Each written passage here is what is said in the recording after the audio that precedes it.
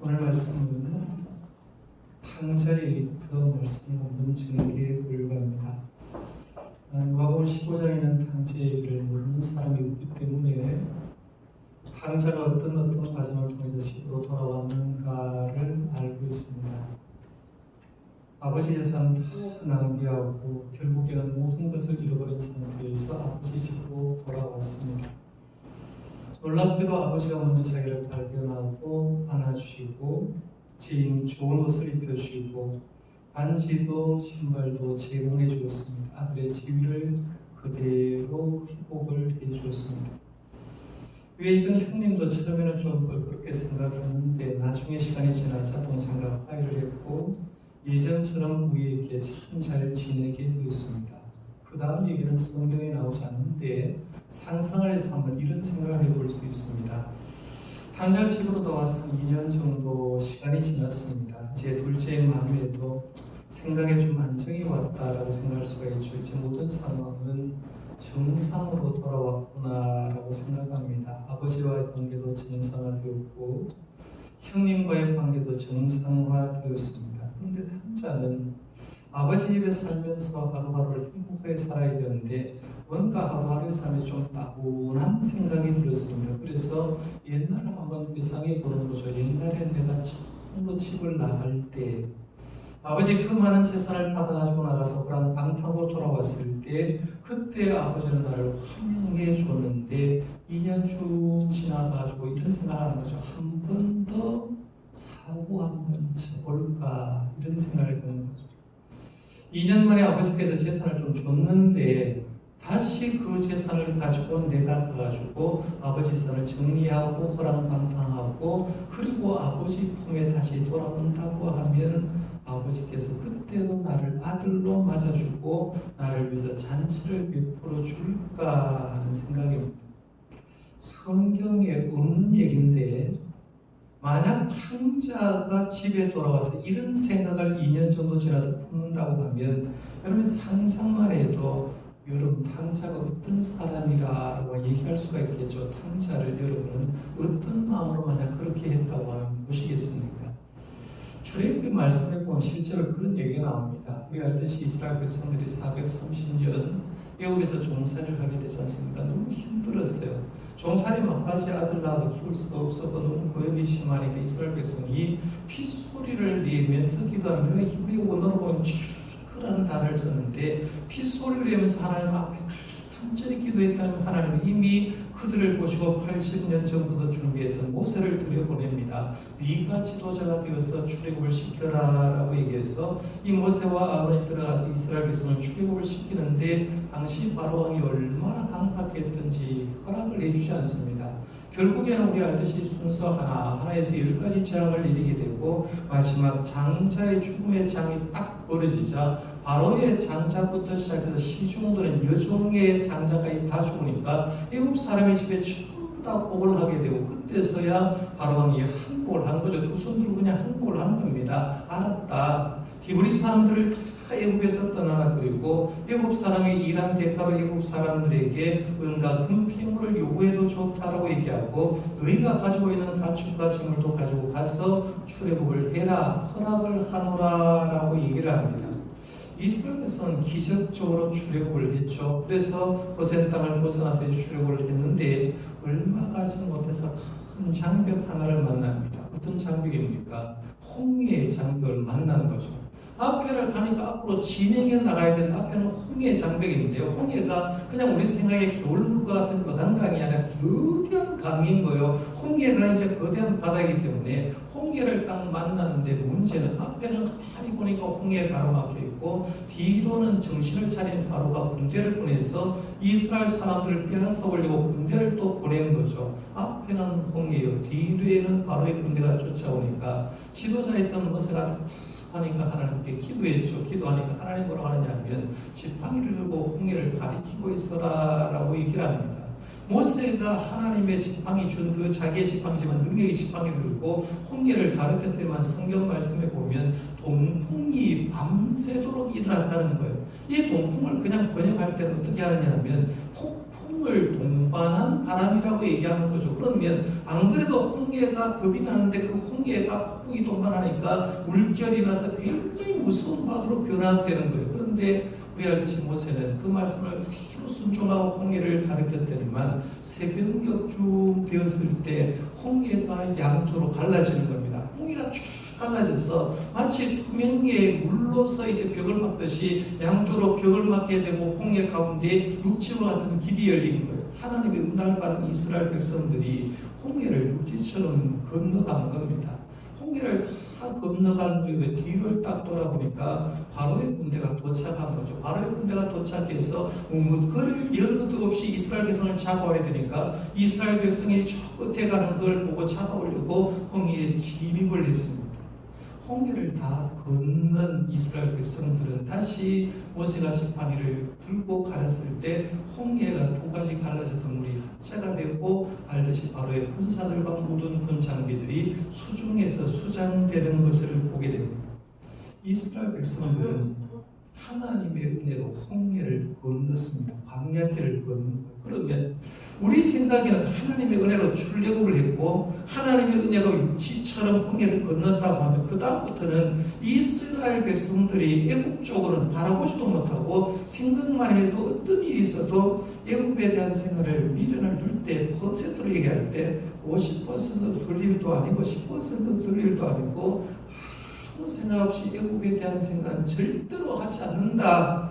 애굽에 대한 생각을 안 해야 되는데 성경 말씀을 기록을 쭉 보니까 물이 제대로 신통치 않으면 애굽을 생각하는 겁니다. 먹거리가 부족해도 애굽을 생각하는 겁니다.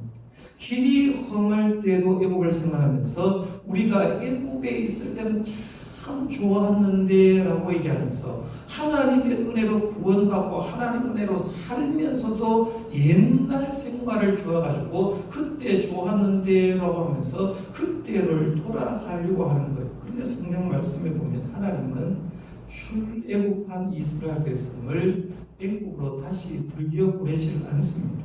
그들을 애굽으로 돌아가는 마음이 있는 사람을 광야에서 죽였으면 죽였지 애굽으로 돌려보내지 않은 겁니다. 우리 알듯이 광야 40년 생활 동안 출애굽 1세대는 다 죽어나가고 출애굽 2세대들만 가나안 땅에 들어가는 것을 보게 됩니다. 탕자의 비유 얘기를 제가 말씀드렸고요. 출애굽 사건의 얘기를 드리면서 뭔 얘기를 하려고 하냐면 우리가 믿고 있는 기독교의 역사관은 직선적인 역사관이라는 이 얘기를 좀 하려고 합니다.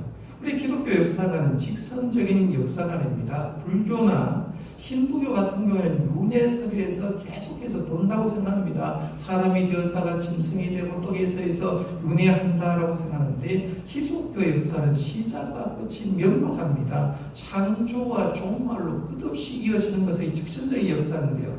기독교 역사관을 이제 4개의 중요한 사건이 있는데 정리하면 이렇습니다. 하나님이 천지를 창조하셨다, 창조합니다.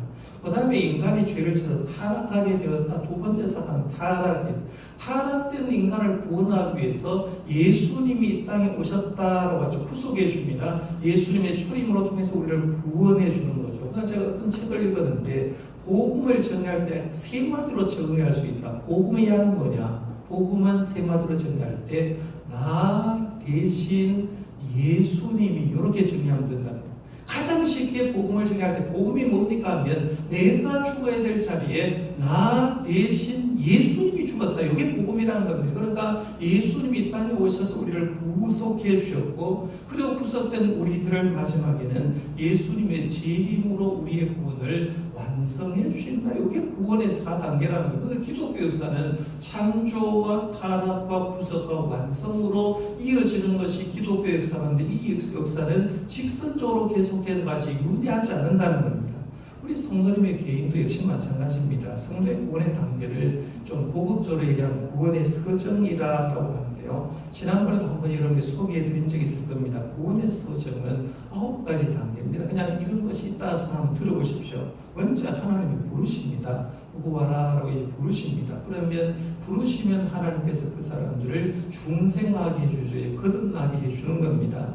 거듭나게 되면 그 사람이 이제 마음으로 회심하게 되고 그 다음에 네 번째는 그 사람에게 믿음이 들어가서 신앙생활을 합니다. 그 다음에 다섯 번째는 그 사람을 주님이 의롭다고 인정해 줘 이신칭의 교리를 말씀했는데 예수를 믿으면 의롭다고 인정해 주는 거죠. 우리가 뭐 잘나서 하는 게 아니라 예수님의 의 때문에 우리가 의롭게 되는 거예요. 그럼 칭의를 받으면 칭의 받은 순간 우리 하나님의 자녀가 되어지고 그래서 우리 성도를 보고 하나님의 아들, 딸이라고 이렇게 얘기하잖아요. 그 다음에 이제 하나님의 아들, 딸이 되면 그때부터 해야 될 게 뭐냐면 하나님의 자녀답게 성화의 단계에 들어갑니다. 거룩해지려고 노력하고 그 다음에 거룩해지려고 노력하게 되면 성도가 이제 거룩해지려고 하면 성령님께서 우리를 이끌어주는 거죠. 그 성도의 견인이라고 하는데 성령님이 여러분을 주님의 사람이 되도록 이끌어주는 거예요. 그리고 마지막에 주님 재림하시고 우리가 주님 앞에 가면 영화의 단계에 들어가는 거예요. 이걸 제가 원으로 해서 윤회서로 생각하면 되지 않고 내가 신앙생활 구조한 축에서 이 9가지 단계가 직선적으로 이어진다라고 보면 되는데요. 그래서 중요한 건 이거예요. 기독교 신앙의 단계에는 후진이 없습니다, 여러분. 차이에는 후진이 있어도 기독교 역사의 기독교 신앙의 단계는 후진이 없고 직진만 있습니다. 그러니까 내가 예수를 믿었으면 출발은 계속해서 앞으로 가서 주님 앞에 가는 것밖에 없다는 거예요. 그러니까 기독교 신앙은 직진만 있다라고 볼 수 있는데 지금 우리 로마서에 말한 사도 바울이 말하고 싶어하는 것이 바로 이겁니다. 지난주를 생각한 게 뭐냐면 아담 한 사람으로 두 개가 들어왔다고 했죠. 죄가 들어오고 죄의 삭수로 뭐가 들어왔다고 했어요? 사망이 들어왔다라고 했습니다. 그 다음에 두 번째 아담이 예수님으로 인해서 의가 들어오고 의로 예수님 앞에서 칭의받는 사람들은 영원한 생명이 얻게 된다. 그래서 예수님을 통해서 의와 생명이 들어왔다라고 얘기를 하면서 우리가 죄가 많을수록 주님께 은혜를 받으면 주님의 은혜를 더 깊게 체험한다라는 생각을 하는 거예요. 그러면 문제는 뭐냐면 죄가 많을수록 은혜를 체험한다라고 얘기를 했으니까 마치 탕자가 옛날 내가 죄를 지고 아버지 집에 돌아왔을 때 굉장히 은혜가 되었는데 그러면 아들로 회복되고 한 2년 좀 지나서 또다시 죄를 지으면 또다시 은혜를 깨닫게 되네라고 얘기하면서 내가 더 큰 은혜를 받기 위해서 죄된 생활을 예수 믿고 나서 할 수 있느냐 이 문제를 지금 하고 있는 거예요.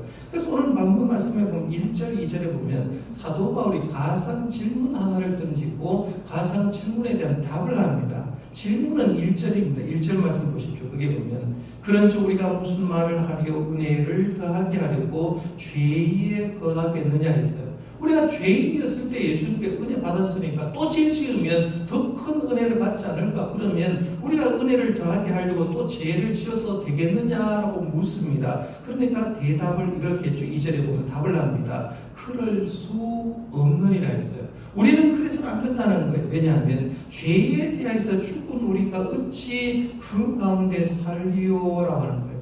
구원받은 자가 옛날처럼 살면 되느냐? 그건 어림없는 소리라는 얘기입니다. 기독교 신앙을 집대성한 어거스틴 사람 말 많이 들었잖아요. 그런데 어거스틴의 백신대기는 굉장히 유명한데요. 이 어거스틴이 죄와 기독교의 역사의 관계를 이렇게 또 직선적인 사고로 정리를 했습니다. 이런 게 있다고 한번 들어보십시오. 어거스틴이 이제 기독교 역사를 정리할 때 죄와 기독교의 관계를 이렇게 정했습니다. 첫 번째는 타락 전에 아담 어떤 존재였느냐 하면 죄를 지을 수 있는 상태였다는 겁니다. 죄를 지을 수 있는 상태. 아담은 아직 죄를 안 지어도 선한 바가 있었기 때문에 언제든지 죄를 지을 수 있는 상태가 타락 전의 아담이었다는 거예요. 근데 타락 전 아담이 어떻게 변하느냐 하면 타락하게 되고 타락 후 아담이 되는데 타락 후 아담은 죄를 짓지 않을 수 없는 상태가 됐다는 겁니다. 아담이 죄를 짓고 에덴 동산에 쫓겨나서 그때부터는 스스로 죄에서 벗어날 수가 없었다는 거죠. 죄가 왕노릇했기 때문에 결국은 죄의 지배를 받을 수밖에 없었다라고 얘기하는 거예요. 그런 우리를 위해서 예수님이 오셨고 우리 대신에 예수님이 십자가에 돌아가시고 죄 문제를 해결해 줬잖아요.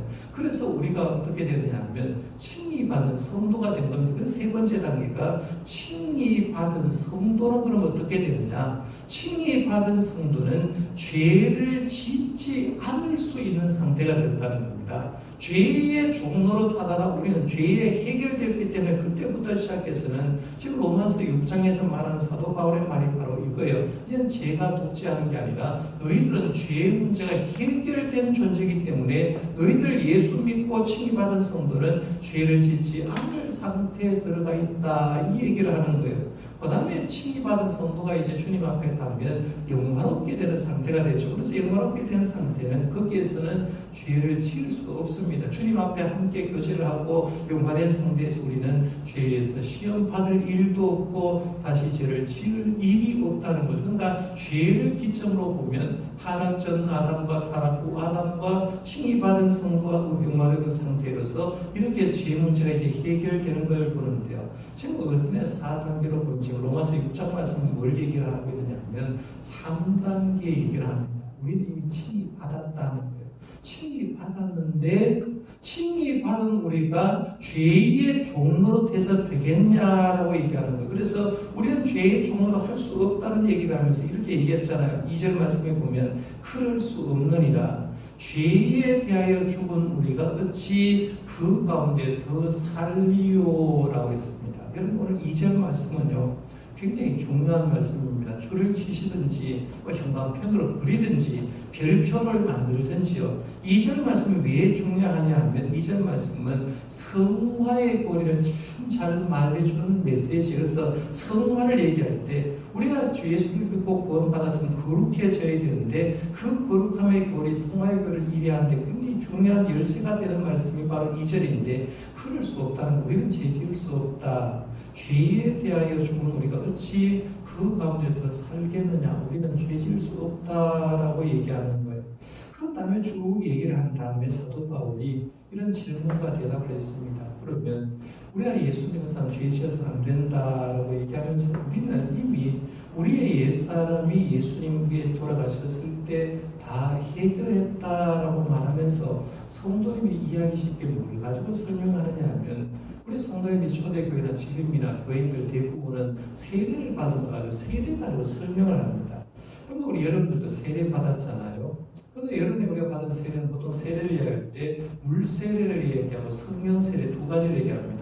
물세례는 목회자가 이제 여러분 예수를 믿고 구원을 확신하게 되면 공식 석상에서 이제 물을 뿌리죠. 물을 뿌리면서 주 예수를 믿는 누구 성도에게 내가 성부와 성자와 성령의 이름으로 세례를 주노라 이렇게 하면서 물을 뿌리고 성도의 머리에 안수해서 세례식을 베풀었는데 이게 물세례예요. 성령세례는 성령님과 여러분과 아는 그런 세례인데요.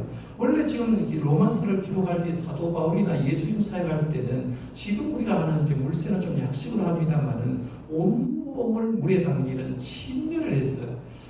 이 사진은 여러분들 제가 2월달에 인도네시아 성전 봉헌식 할 때 이제 거기에 있는 교인들 가운데 제 세례 받고자 원하는 사람이 있어서 선교사님, 한국의 목사님 그리고 그 인도네시아 현지 목사님이 이제 세례를 베푸는 장면입니다. 교회 예배당 근처에 이런 강이 있었습니다. 그래서 강에 들어가서 세례를 베푸는데 여러분은 다 이런 세례를 안 받았기 때문에 이 세례 의미를 정확하게 잘 모를 수가 있습니다. 코를 쥐고 이제 세례 받는 사람은 물속에 넣는 겁니다. 물속에 넣으면 한번 생각해봐. 지금 제가 이쪽 제일 여러분 보이겠죠? 물속에 집어넣는데요. 사람이 물속에 들어가서 몇 분 정도 숨 안 쉬면 살 수 있겠어요? 숨 안 쉬고 5분만 지나면 사람 죽는다는 거예요. 물에 빠져서 숨 못 쉬면 5분 되면 저승 사람이 되는 거예요.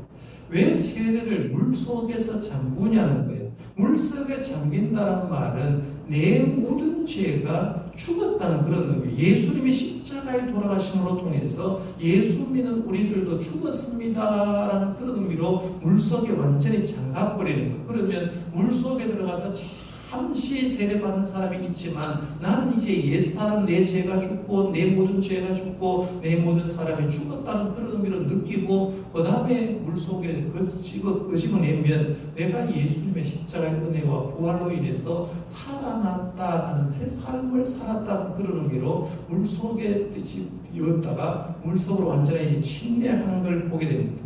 그래서 이 의미를 제대로 아는 사람은요, 이스라엘 성지순례 가면 어떤 현상이 벌어지냐면 예수님 세례태가 지금도 있거든요. 그러면 내가 옛날에 세례 받아도 물세례도 진짜 침례를 한번 받고 싶어서 거기에 들어가는 사람이 있는데 우리 의미만 알면 사실은 형식을 낼 필요가 없는데요.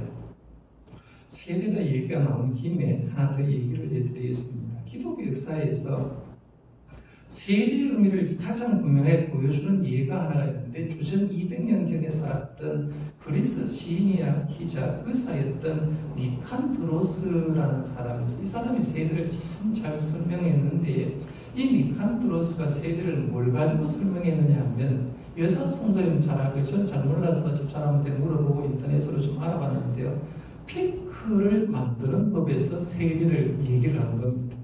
세례는 헬라어로 의미가 뭐냐면 뜻이 세례는 밥토라는 단어를 썼는데요. 담그다 혹은 잠그다라는 의미가 있어요. 밥티조라는 단어도 써서 잠그다라는 그런 의미입니다. 그럼 담그다와 잠그다 의미를 잘 설명하기 위해서 뭘 얘기하느냐면 피클 요리법을 생각하면 된다라고 하는데요. 예를 들어서 이제 요즘 여름에 많이 나온 오이로 가지고 피클을 만든다. 김희정 집사 피클 만들어봤죠? 집에서 다 만들 수 있지 않아요? 저는 만들어보지 못하니까 학문적으로만 얘기를 하는 거예요. 오이를 가지고 피클을 만들면 취향에 따라서 이제 파프리카나 양파를 재료를 더 준비를 해 놓습니다. 그 다음에 중요한 건 물 비율이라고 합니다. 물 비율인데 물 1에 그 다음에 식초 1에 설탕 1을 준비하고 맞습니까? 그건 맞습니까? 그 다음에 소금 한 숟갈을 가지고 져서 주라는 거예요.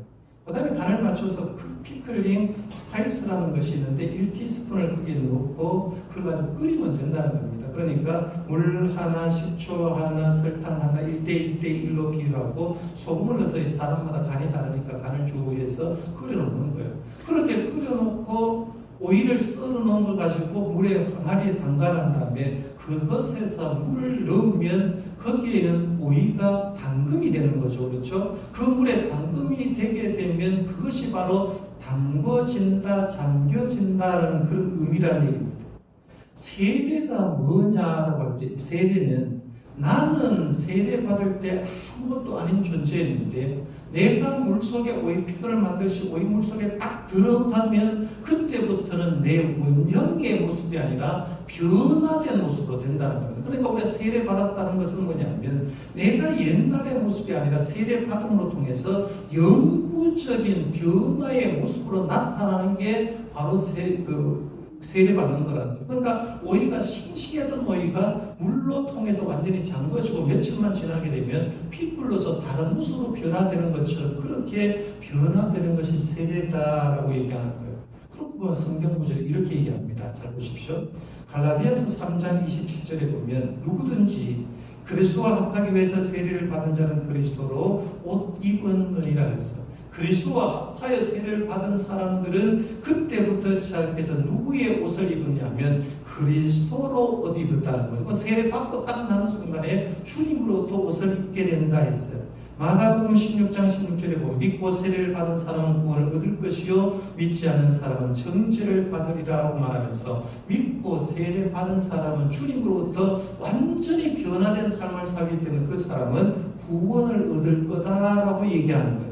오늘 보면 3절, 4절 말씀도 그 얘기를 합니다. 우리 3절, 4절 같이 뜨니까요. 한 목소리를 같이 읽어봅니다. 시작. 무릇 그리스도 예수와 합하여 세례를 받은 우리는 그의 죽으심과 합하여 세례를 받을 줄을 알지 못하느냐. 그러므로 우리가 그의 죽으심과 합하여 세례를 받음으로 그와 함께 장사되었나니 이는 아버지의 영광으로 말미암아 그리스도를 죽은 자 가운데서 살리심과 같이 우리도 또한 새 생명 가운데서 행하게 하려 함이라. 아멘. 우리가 하나님 앞에서 세례를 받으면 변화된 사람이 되기 때문에 결국은 새 생명 가운데 살고 그리스도 옷 입어서 하나님께 영광 돌리는 삶을 사는 게 세례받은 사람의 특징이다 얘기합니다. 이렇게 얘기하는 성도님 가운데 이제 고민을 하는 사람이 있습니다. 목사님, 내 주변에 보니까요 예수 믿어도 죄 짓는 사람 참 많던데요. 어떻게 설명할래요? 라고 할 겁니다.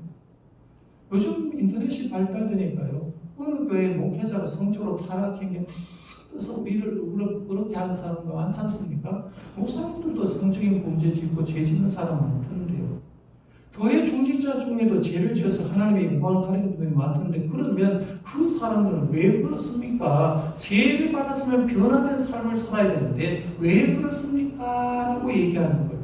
사실 우리 한국교회 안에 죄 문제가 좀 심각합니다.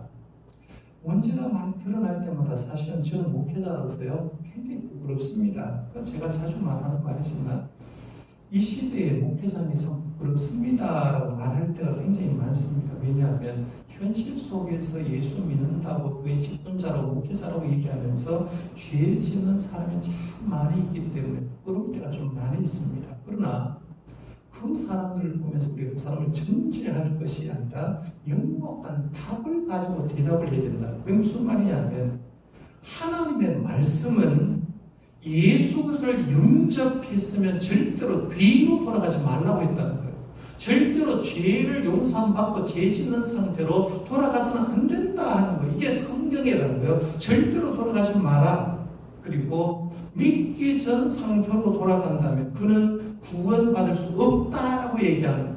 이스라엘 백성이 출애굽을 해서 애굽을 해상하고 애굽을 돌아와서 생각하는 순간 그들은 광야에서 다 죽어나갔거든. 가나안 땅에 가지 못했다는 거예요. 그러면 오늘 우리들도 내가 예수 믿고 교회 직분이 뭐든지 죄 옛날로 돌아가서 죄를 짓게 되면 그 사람은 구원받을 수가 없다는 얘기입니다. 그리고 진짜 그리스도인이라면 하나님은 그 사람이 그런 짓을 할 때 하지 못하라고 분명히 막아줬더라는 거죠. 그러면 그 사람이 그동안 뭘 했더라도 진정하게 거듭난 사람이 아닐 가능성이 굉장히 많다라고 얘기할 수 있다는 거예요. 그러면 오늘 사도 바울의 첫 번째 질문과 답을 명확하게 좀 알고 있어야 됩니다. 자, 첫 번째 질문을 제가 할 테니까 답은 여러분이 하십시오. 질문입니다. 은혜를 더하게 하려고 죄에 거하겠느냐? 답은 여러분 읽어보십시오. 시작.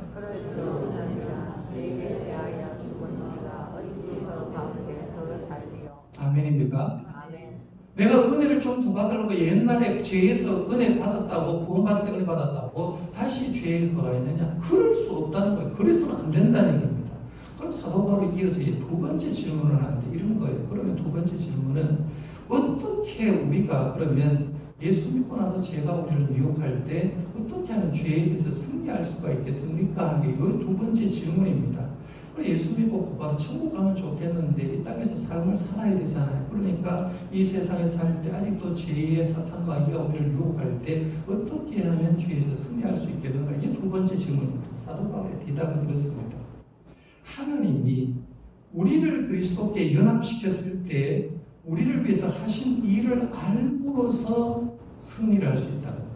네가 제대로 알아라는 거예요. 우리가 예수 그리스도를 믿고 예수님이 부활한 다음에 주님 앞에 우리가 어떤 관계인지 알면 우리는 죄에 대해서 승리할 수 있다라고 얘기했어요. 그래서 오늘 본문 말씀에 보면 안다는 단어를 여러 번 썼어요. 3절 하반절에 봐도 알지 못하느냐 이런 단어를 썼고요. 6절 상반절에도 우리가 알거니와 했어요. 그 다음에 9절 하반절에도 알미로다라는 단어를 썼습니다. 안다는 말은 뭐냐면 우리가 하나님 앞에 칭의받고 하나님의 사람 되어서 예수님과 어떻게 연합되어 있는지를 알면 죄에 대해서 승리할 수 있다는 거예요. 그리고 오늘 본문 말씀 마지막 11절에 한번 보십시오. 11절에 보면 이런 얘기를 하죠.